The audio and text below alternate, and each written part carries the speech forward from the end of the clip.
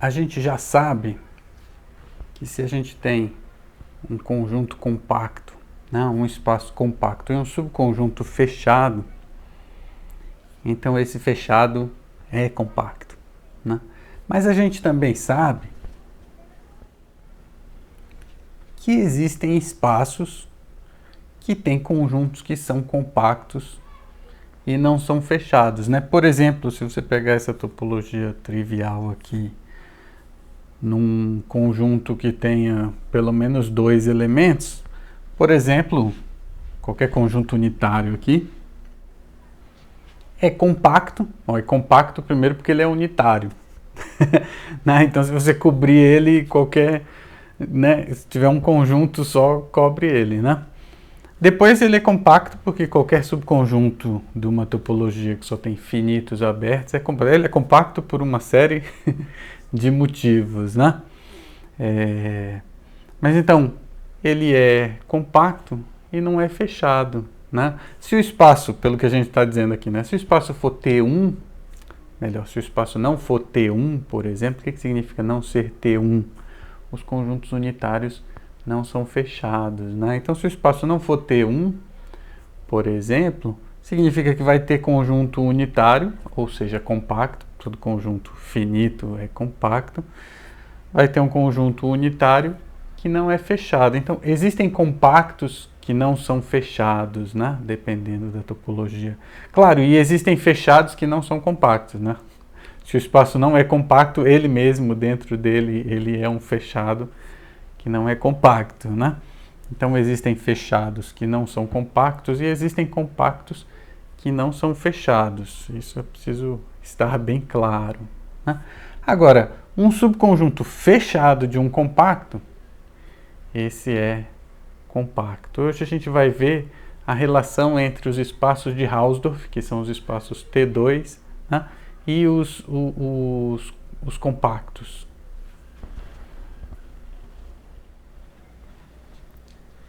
Nos espaços de Hausdorff, todo compacto é fechado. Isso é uma coisa nova, né? Até então, um compacto podia não ser fechado e um fechado podia não ser compacto, né? Nos espaços de Hausdorff, todo compacto é fechado, certo? Eu queria convidar você a procurar demonstrações desse fato.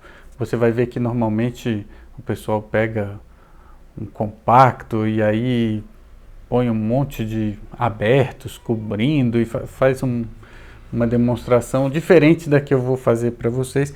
Eu, na verdade, eu prometi que eu ia fazer de duas maneiras, mas o curso já tá longo e eu queria mostrar para vocês uma maneira que não é a maneira tradicional de demonstrar esse fato aqui, ó.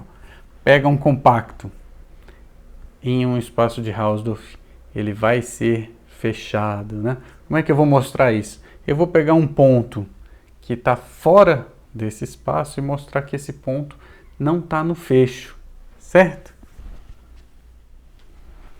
Então eu vou pegar aqui um x que não está em K, certo? O x está fora de K. Eu quero mostrar que ele não está no fecho. Isso aí mostra que K é fechado, certo? Um espaço é de Hausdorff. O que significa isso? Ah, você tem dois pontos, tem vizinhança que separa. Tinha um outro jeito de falar disso, né? Toda vez que você tiver dois pontos, você tem uma vizinhança fechada desse que não contém aquele, né? É só pegar o complementar da vizinhança daquele, vai ser uma vizinhança fechada desse aqui que não contém aquele. Então, um jeito de dizer que o espaço é de Hausdorff é dizer que a interseção de todas as vizinhanças fechadas de um ponto só tem esse ponto. Olha só, dá só o x. Se eu tomar a interseção de todas as vizinhanças fechadas de x, vou chamar de f de x, todas as vizinhanças de x que são fechadas, né? Essa é a família de todas as vizinhanças de x que são fechadas. Se você fizer a interseção de todas elas, dá só o x. Isso é ser Hausdorff, né? E aí eu queria chamar a atenção para o fato de que eu tenho uma família de fechados que que é fechada por interseção finita, como naquela caracterização lá de compacidade, né? Se você tiver uma família de fechados que é fechada por interseção finita, aí tinha um negócio lá com o vazio, né? Quando você pega a complementação, você está falando da união de abertos, né? Então, a união de abertos, de finitos abertos, dá ou não dá o X todo, era sobre isso que a gente falava, né? E quando a gente fala de interseção, a interseção de finitos fechados dá ou não dá o vazio, né? E aqui, olha só, se eu pegar essa família Fx e restringir ela ao compacto K, esse restringir era fazer a interseção, né? Se eu fizer a interseção de todo mundo, eu continuo com uma família de fechados, só que fechados em K, né? E aí você lembra que compacidade é uma propriedade intrínseca, não depende do que está fora, né? Então, eu posso olhar esses caras todos aqui, eu posso ignorar o espaço X agora, eu tenho um compacto K, certo? E aí eu tenho uma família de fechados de K, né? Que são esses carinhas aqui. E se eu fizer a interseção de todos esses fechados, tem que estar contido aqui, né? Certo? Eu diminuo os conjuntos. Então, a interseção de todo mundo aqui é a interseção de todos os F's com o K, né? Então, a interseção de todos esses deu vazio. Olha só, a interseção de todos os fechados aqui dentro de K, né? Eu não estou falando de fechados em X, porque eu não sei se esses conjuntos eles são fechados em X. Na verdade, a gente vai mostrar isso, né? Porque a gente vai mostrar que K é fechado, mas a gente ainda não sabe se esses conjuntos são fechados em X. Mas eles não precisam ser fechados em X, basta que eles sejam fechados em K, né? Porque eu estou olhando só o espaço topológico K com a topologia induzida. Nesse espaço topológico, essa família aqui é uma família de fechados, certo? Então, essa é uma família de fechados que a interseção dá vazio. Significa que tem uma subfamília finita que a interseção dá vazio, né? Mas esse cara aqui é fechado por interseção finita, né? Então, isso daqui, junto com a compacidade de K, implica que o vazio está aqui, né? Então, eu tinha uma família de fechados, a interseção de todo mundo dava vazio. A gente já viu que, se o K é compacto, isso significa que o vazio está nessa família, né? Mas se o vazio está aqui, os caras que estão aqui são uma vizinhança fechada de X, interseção com K, né? Significa que eu tenho uma vizinhança de X que não tem interseção com K, né? Interseção com K deu vazio. Se eu tenho uma vizinhança de um ponto que não tem interseção com K, significa que ela não está no fecho de K, né? Então isso daqui implica... Pronto. Eu peguei um X que não está em K e concluí que X não está no fecho de K. Mas por que X não está no fecho de K? Porque tem uma vizinhança de X que não tem interseção com K, né? E está no fecho significa que todas as vizinhanças têm interseção. E por que tem uma vizinhança que não tem interseção com K, né? Porque o vazio está dentro dessa família, né?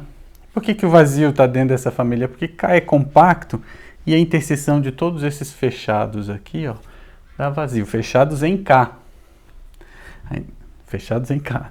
A interseção. Depois, se você não está entendendo por que eu estou dizendo fechados em K, você não está entendendo a demonstração, certo? Volta e assiste tudo de novo até você entender por que eu estou dizendo tanto fechados em K, certo? Então, eu tenho esses fechados aqui e a interseção de todos eles deu vazio, significa que o vazio está nessa família, né? Significa que se a interseção de todo mundo dá vazio, quando você pega os complementos, é porque a união deu X, ou seja, você cobriu. E aí tem uma subcobertura finita, né? Ou seja, vão ter finitos carinhas aqui que a interseção deles dá vazio, né? Mas essa família já é fechada por interseção finita, porque são famílias de vizinhanças fechadas, né? Quando você faz interseção de finita de fechados é fechado, interseção finita de vizinhanças é vizinhança. Então, se tem uma interseção finita que dá o vazio, e essa família é fechada por interseção finita, então o vazio está lá dentro, né? E por que que esse cara aqui dá vazio? Justamente porque eu peguei o X fora de cá e a interseção dessa família aí dá só o X, porque é Hausdorff, certo? Enfatizei bastante aqui a demonstração, né? Então, é isso, olha só. Agora, se você está num espaço de Hausdorff, você pode ter fechados que não são compactos, mas todos os compactos são fechados, certo? Isso é uma coisa interessante, né? Por exemplo, eu vou mostrar uma proposição legal que chama rigidez compacto Hausdorff. Primeiro, uns exemplos aqui bem simplesinhos, só para ilustrar o que a gente acabou de demonstrar, né? Bom, você já sabe que o intervalo aberto ele não é compacto lá em R. Ele não é compacto porque você consegue aqueles intervalos crescendo, você consegue construir uma cobertura aberta sem subcobertura finita, né? Mas agora, sabendo que nos espaços de Hausdorff todos os compactos são fechados, todos os subconjuntos compactos são fechados, esse cara aqui ele não é compacto na topologia de R e, portanto, na topologia induzida, mas ele não é um compacto porque ele não é fechado, né? Moleza, né? E aí dá para fazer uns mais difíceis, né?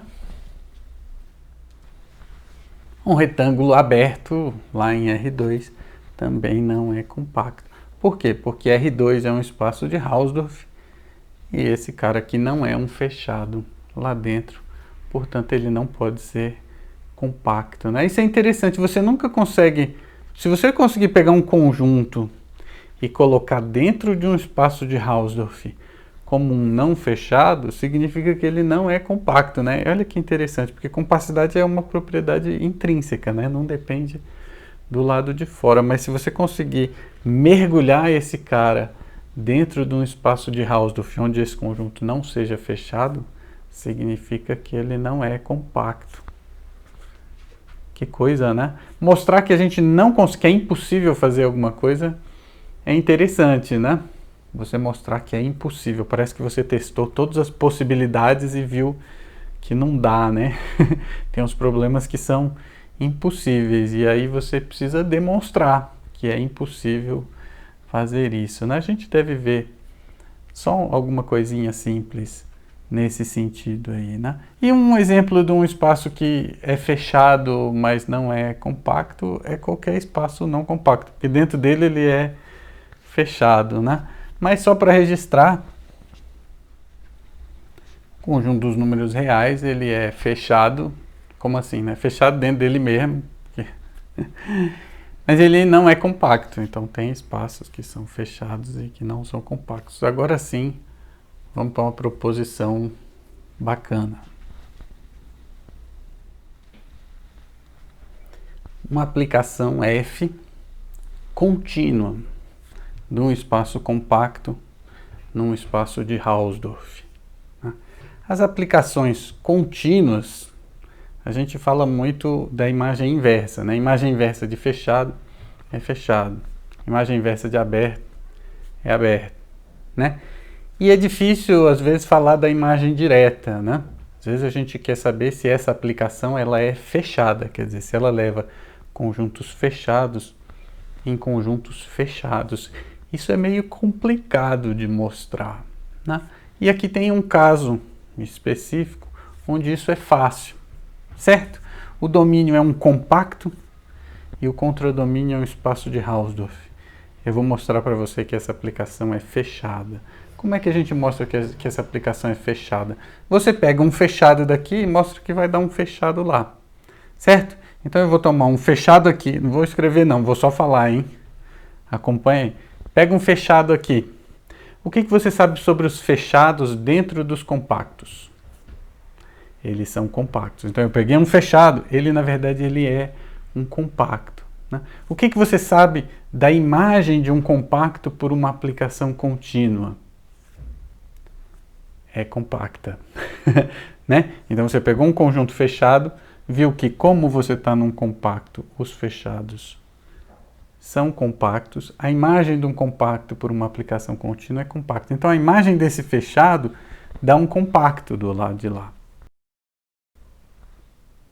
Mas a gente acabou de mostrar que nos espaços de Hausdorff os compactos são fechados. Então a ideia aqui é, você começa com um fechado, nesse espaço aqui compacto, os fechados são compactos. E aí você joga ele lá para frente, e aqui no Hausdorff os compactos são fechados. Então você vem e volta, né? Certo? E aí então você tem que essa aplicação é sempre fechada, né? Em particular, tem um corolário simples. Eu vou adaptar aqui e vou colocar para vocês. Eu vou fazer o seguinte, eu vou pegar duas topologias no mesmo espaço X, certo? Essa verde, o tal, é uma topologia compacta. Com ela, X é um espaço compacto. Com a gama, X é um espaço de Hausdorff, certo? E a aplicação que eu vou pegar é a identidade. Na verdade, só o que eu quero é comparar as topologias, né? Quando a gente pega a aplicação identidade, imagem inversa é simplesmente nada, né? É o mesmo conjunto. Imagem direta também. Então, dizer que a imagem inversa de um aberto aqui é um aberto de lá é a mesma coisa que dizer que essa topologia está contida naquela outra, né? Então, dizer que essa aplicação é contínua é só dizer isso aqui. Essa topologia está contida naquela. Essa daqui é mais fina, né? Essa daqui é mais fina. Bom, é meio imediato, pelo que a gente já sabe,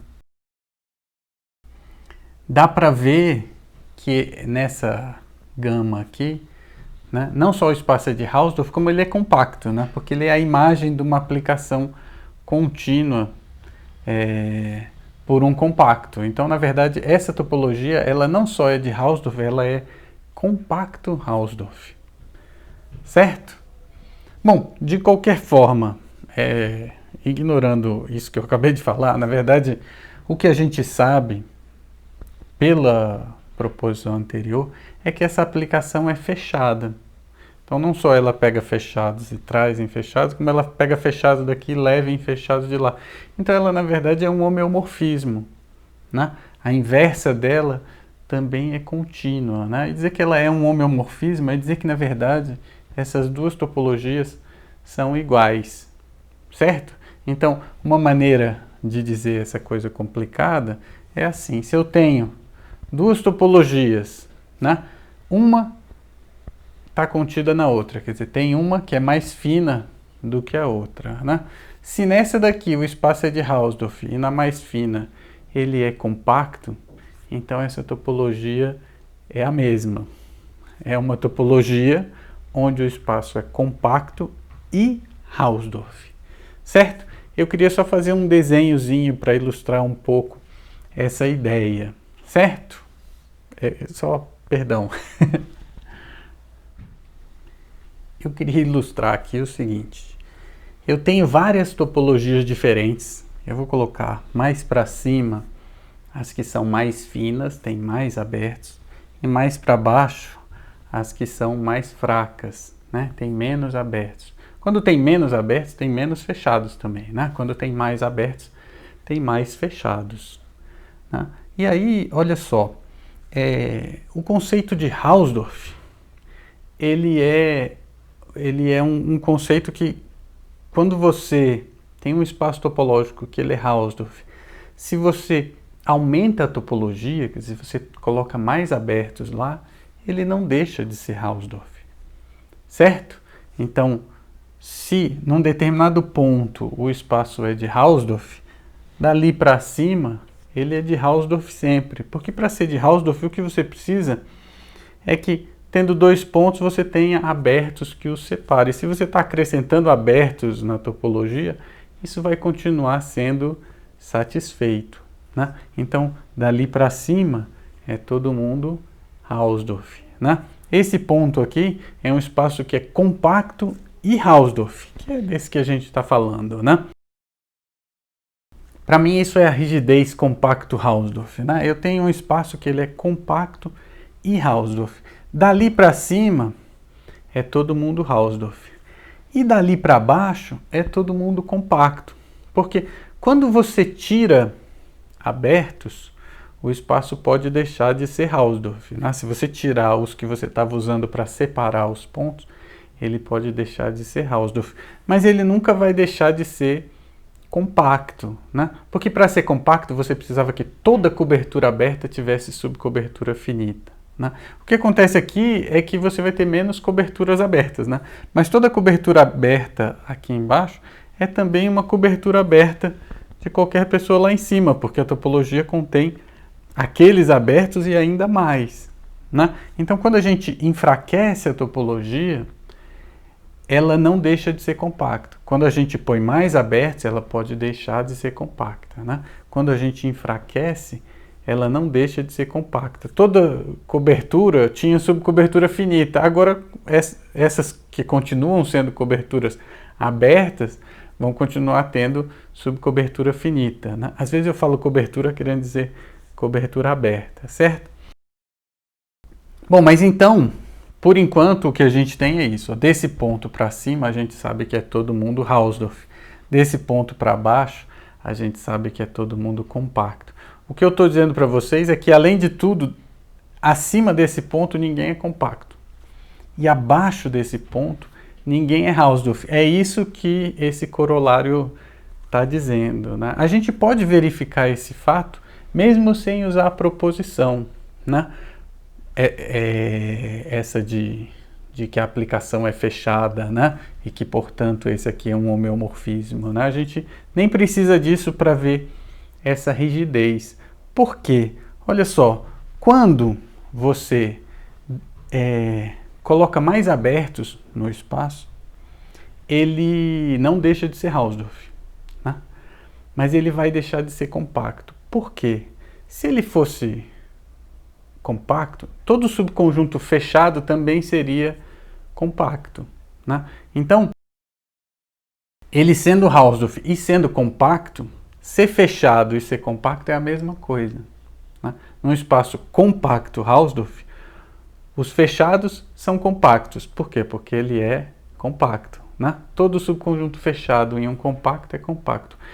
Os fechados, então, são compactos, porque ele é compacto. E como ele é Hausdorff, os compactos são fechados. Então, nos compacto Hausdorff, ser fechado e ser compacto é a mesma coisa, né? Mas olha só, quando eu aumento a topologia, não vão aparecer novos compactos. Não tem como, né? Porque você precisava que toda cobertura tivesse subcobertura finita. Se isso já não era verdade numa topologia mais fraca, não vai ser verdade na topologia mais forte, com mais abertos, né? Então, você não pode ter novos compactos quando você aumenta a topologia, né? Mas quando você aumenta a topologia, você vai ter novos fechados, né?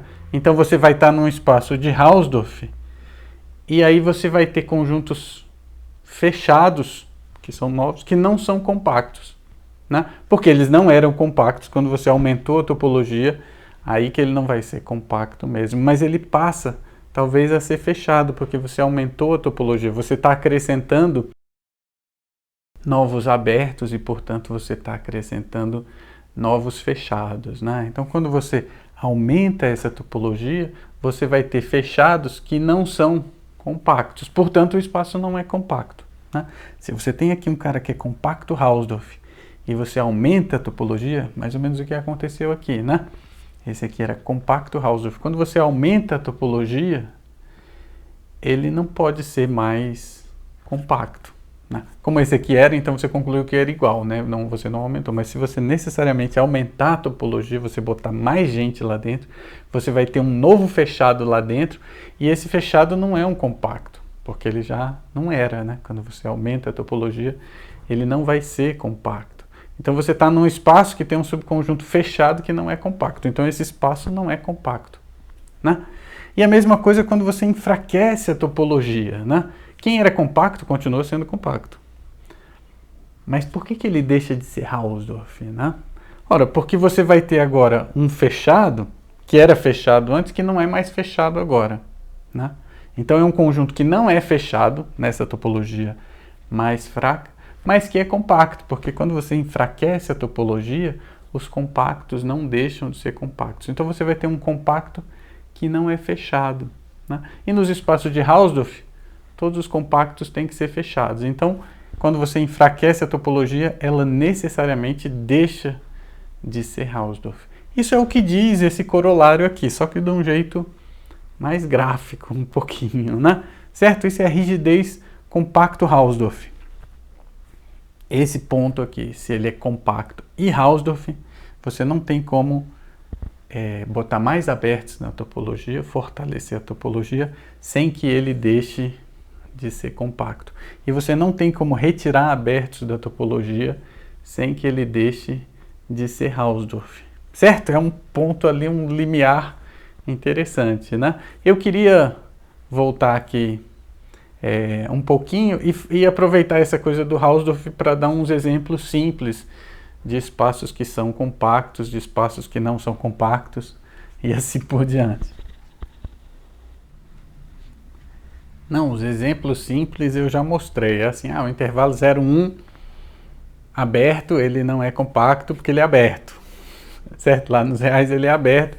Os reais são um espaço de Hausdorff, então ele não pode ser compacto. Agora eu queria fazer um exemplo para aplicar essa rigidez compacto Hausdorff num problema que a gente já tinha colocado, que é o seguinte: o círculo unitário lá nos complexos, ele pode ser parametrizado assim, né? Uma aplicação daqui para cá. No fundo, o que a gente está fazendo é identificando o 0 e o 1, fechando e fazendo um círculo, né? E a pergunta era assim: bom, esse cara, ele tem a princípio duas topologias que são naturais, né? Uma é a topologia final, né? Topologia que você coloca nele por conta dessa parametrização aí, a topologia final induzida por essa F aí, né? Que é a topologia quociente quando você identifica os pontos 0 e 1, né? E ele tem a topologia induzida como subespaço, né? E aí o que a gente sabe é o seguinte: esse cara é compacto, esse cara é Hausdorff, certo? Então essas duas topologias são iguais, porque essa aplicação é contínua, né? Então, não só ela pega fechados relativos, né? Fechados de S1 e traz para fechados aqui, ou seja, ela traz fechados em fechados, mas eu estou preocupado com a topologia só do S1. Então, ela não só traz fechados de S1 para fechados aqui, como ela pega fechados daqui e leva em fechados do lado de lá, né? Porque os fechados aqui são compactos, imagem de compacto é compacto por uma aplicação contínua, e um compacto num espaço de Hausdorff é fechado, então ela leva fechados em fechados. É um homeomorfismo, é a mesma topologia, não são duas, é a mesma topologia, né? Isso a gente pode generalizar numa proposição, assim, que na verdade é um corolário da proposição anterior também. Um corolário aqui da rigidez compacto Hausdorff, muito parecido, não exatamente igual, mas muito parecido com o exemplo que a gente acabou de fazer, né? Então imagina que eu tenho aqui um compacto e eu estou colocando esse compacto dentro de um espaço de Hausdorff por uma aplicação contínua. Quando eu digo colocando, é essa injetividade, né? Então, com uma aplicação contínua, eu estou pegando esse K e colocando ele lá dentro, né? Então ele a princípio ele tem duas topologias, como no caso anterior, né? Ele tem a topologia induzida de H e ele tem a topologia própria que ele já tinha, né? Quando eu identifico ele como um subconjunto ali, ele tem agora duas topologias. A F identifica esses dois conjuntos, né? Porque ela é injetiva. E aí, o resultado aqui é que essas duas topologias são a mesma, porque esse cara aqui, ele tem uma topologia compacto-Hausdorff, né? E ele tem que é a topologia induzida, como ele é imagem de compacto por uma aplicação contínua, ele é compacto, como ele é induzida, ela é Hausdorff. Do lado de cá eu tenho um compacto, do lado de lá eu tenho um compacto Hausdorff ou um Hausdorff. Ou de qualquer forma, essas duas topologias, de qualquer forma que você vê, você pode olhar de um monte de maneira, eu estou falando aqui, esquece, faz do seu jeito, mas o que acontece aqui é que não só ela é contínua, como ela é um homeomorfismo sobre a imagem, né? Se você olhar só a imagem é um espaço de Hausdorff com a topologia induzida, ele tem duas topologias e na verdade é a mesma topologia, né? Então, a conclusão aqui é que essa F, ela não só é contínua e injetiva, como ela é um homeomorfismo sobre a imagem. Se você restringir o contradomínio à imagem, você tem que as duas topologias são idênticas, né? A inversa dela também vai ser contínua, certo? A gente diz que F é um mergulho, pega K e joga dentro de H, e aí essas duas possíveis topologias lá dentro são a mesma, né? É um mergulho. É um mergulho, quer dizer, é um homeomorfismo sobre a sua imagem, né? Eu queria usar esses corolários todos, essa coisa da rigidez compacto-Hausdorff, para mostrar outros exemplos agora de construções que a gente pode fazer, e agora a gente não tem mais esse dilema de ter duas topologias, a induzida e a outra, né? Certo? Vamos ver uns exemplos. A gente consegue colocar S1, cartesiano S1, dentro de R3 como se fosse uma rosquinha. Isso é uma aplicação contínua, né? Dá para fazer isso. Para você não ficar dizendo que eu só embromo, eu vou fazer isso. Vou fazer devagarinho, certo? Eu quero construir uma aplicação contínua daqui para lá, né? Eu vou ter que embromar um pouquinho, porque S1 já tem que ter uma topologia e você já tem que concordar que algumas coisas simples são contínuas e tal. Mas eu vou construir essa função aqui. Vou fazer um desenho. Ó, eu vou pegar dois pontos aqui e vou fazer a transformação e jogar em R3, né? Então, para começar, o primeiro ponto de S1 é um ponto em S1, né? Aqui tem o plano XY. S1 é o círculo, eu quero ver ele... Pode ser assim mesmo, duas coordenadas, né? Você pode imaginar também que são os números complexos. Com números complexos, acho que talvez fique até mais fácil fazer as operações aqui. De qualquer forma, eu quero pegar esse S1 aí, que está dentro de R2, e colocar ele dentro de R3. Ora, eu não preciso fazer nada, é só botar mais um eixo, né? Então eu tenho o eixo X, o eixo Y e o eixo Z.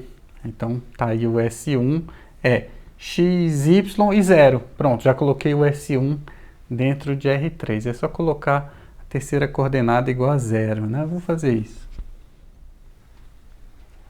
X, Y e 0. Aí você pensa, faltou fechar ali, né? Não, porque o centro está bem aqui, né? A origem do espaço está bem aqui no meio desse círculo. Eu quero botar a origem mais ou menos aqui, assim. Certo? Então eu vou pegar esse cara e vou deslocar para a direita. Eu quero que o lado de cá passe, que a origem fique aqui. Então eu vou somar uns 2 ali no X, certo? Pronto, eu somei 2, a origem veio parar aqui do lado esquerdo, né? Então o que eu quero fazer agora é pegar esse vetor aí e rotacionar ele. Rotacionar como? No eixo Y. Então eu vou rotacionar o plano XZ, né? Eu não sei se eu vou rotacionar para um lado ou para o outro. Provavelmente eu estou rotacionando para o lado errado. Mas para rotacionar o plano XZ, eu quero rotacionar com esse vetor aqui, com esse ângulo, né? Esse carinha aqui, imagina que ele é um círculo aqui no plano XZ e não no plano XY, né? E aí para rotacionar esse tanto aí, na verdade vai ser no sentido anti-horário, mas isso não importa muito. Eu vou usar uma matriz de rotação. Quando eu tenho esse carinha aqui, eu tenho a matriz de rotação, né? Que é ele e você troca e muda o sinal e tal. Eu vou escrever aqui. Fica assim, ó. O eixo Y eu vou deixar do jeito que tá, né? E o plano XZ eu vou rotacionar. A matriz de rotação ela é assim: cosseno θ, seno θ, menos seno θ, cosseno θ. Né? Se você não sabe isso, você pode dar uma olhadinha na primeira semana de aula do meu curso de cálculo 3, cálculo de várias variáveis. Eu falo um pouco de álgebra linear lá, e eu acho que assistindo essas aulas você consegue construir essa matriz aqui. Eu gosto de fazer assim, porque é um jeito bem geométrico, e aí o que a gente fez foi pegar o círculo, colocar ele para a esquerda e rotacionar de acordo com esse vetor aqui, todos os ângulos, né? Então a função que pega isso e leva nisso é uma função contínua. Contínua porque só tem soma e produto, aí você vê facilmente que isso é contínuo. Então S1 cartesiano, S1 pode ser identificado com uma rosquinha lá em R3, né?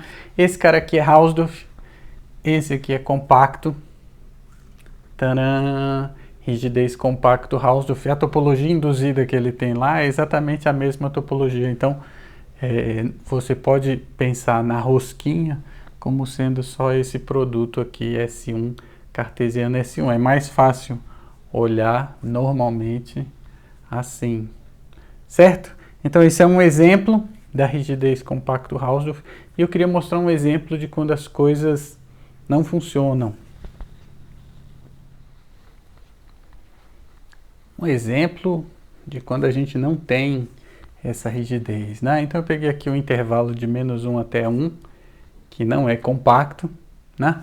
E eu vou colocar ele injetivamente em R2. Eu não vou mostrar a função, eu vou colocar ele com um desenho, certo? Tem aqui o intervalo de -1 até 1 aberto, eu desenho o 0 lá no meio. Agora você pega esse pedaço aqui, dobra lá em cima assim, pega esse pedaço aqui, dobra e faz assim, e faz esse 8 aí, certo? Quando você faz isso, você tem um conjunto fechado lá em R2. Esse cara, na verdade, ele é compacto, né? A gente foi ligando isso aqui até bem pertinho, não tem nenhum espaço ali. Isso é realmente uma figura 8, é um fechado de R2, é compacto, né? Ele tem, na verdade, duas topologias, né? Tem a topologia que ele herda de R2 e tem a topologia que vem daqui, quando você identifica esses dois conjuntos, né? Então, na topologia daqui, por exemplo, se você pegar um intervalozinho aqui contendo 0, isso vai se refletir num fragmento ali desse... Vou desenhar. O intervalozinho aqui contendo 0 corresponde... Né? Então, esse cara ali, nessa topologia que vem daqui, é um aberto, né? Só que não é um aberto induzido de R2, porque um aberto induzido de R2 tem que conter uma bola, né? A restrição dele ao 0,8 tem que conter uma bola. E as bolas centradas aqui no 0, elas têm que conter pontos aqui também desse outro pedaço, né? Então, na topologia trazida para cá, esse intervalo aqui em torno do 0, ele não é um aberto. Para ser um aberto, teria que ser assim. Até desenhei aqui embaixo para ficar mais fácil, mas olha só, um aberto da topologia induzida de R2, ele é a interseção de um aberto de R2, então ele tem que conter a interseção de uma bola, né? Eu quero olhar a interseção dessa bola. Se você pegar uma bola centrada no zero, ela vai ter pontos desse eixo e desse eixo aqui, né? Então ela vai ter um pedaço aqui, né? Eu desenhei aqui embaixo para ficar mais claro, mas isso aqui é a bola, né? Então o aberto que contém o zero ali, ele tem também um pedaço aqui, um pedaço lá, né? Então a gente tem duas topologias nessa figura 8 aí, devido a essa função, né? Você tem a topologia que a imagem dessa função herda de R2, e você tem a topologia induzida pela função, de fato, né? Então aqui no intervalo -1 até 1, a gente tem duas topologias, né? A topologia que ele já tem de R, como um subconjunto de R, já a topologia natural desse intervalo de -1 até 1, e a gente tem a topologia inicial de R2 induzida aqui, né? Que tem essa propriedade aqui. Os intervalos só que contêm o zero não são necessariamente vizinhanças do zero. As vizinhanças do zero têm que conter vizinhanças aqui do -1 e do 1 também. Então tem duas topologias diferentes aí, né? Se esse cara fosse compacto, isso não acontecia, porque aquele lá é Hausdorff, certo? Agora eu vou fazer um exemplo parecido com o que a gente fez até agora, só que um pouquinho mais difícil, mais técnico.